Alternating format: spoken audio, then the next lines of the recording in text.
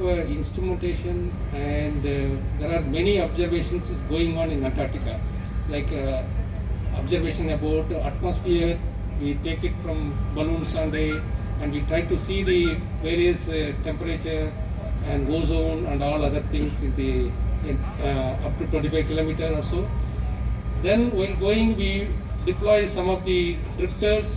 That means it will drift along with the ocean, and it will give the wave conditions, and it will communicate through satellite. We get the data. Of course, our people while going, they will deploy, and that will continuously provide the data. And then there are many atmospheric automatic weather station, and then geomagnetic parameters, electrical parameters. That all will require mainly when you want to study about the space weather, so that you can solar storms and other things, how it is happening in that area. And we take a lot of biological samples in the Antarctica, especially in the lake, and how this environment is changing.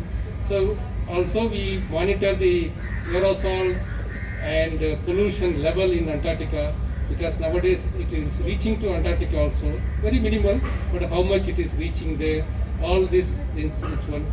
So mainly this team will be continuously maintaining these instruments.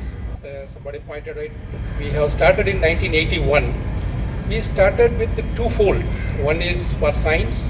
As you know that Antarctica is a continent for science. There is no other activities there apart from small element of tourism. And the second one is it is a geopolitical reason.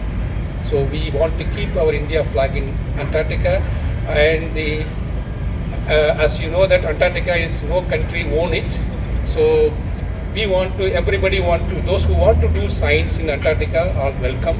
So that's why we gone for doing our science in Antarctica. Then why do we want to do science in Antarctica?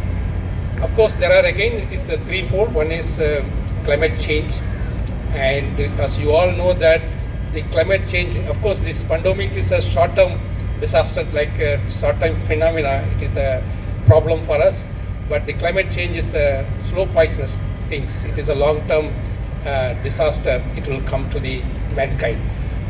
Any climate change effect, the first and foremost is observed in cryospheric region like Antarctica, Arctic and Himalaya.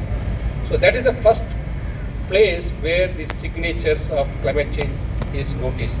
So that's why we want to monitor in cryospheric region, all three regions, Arctic, Antarctic and Himalaya.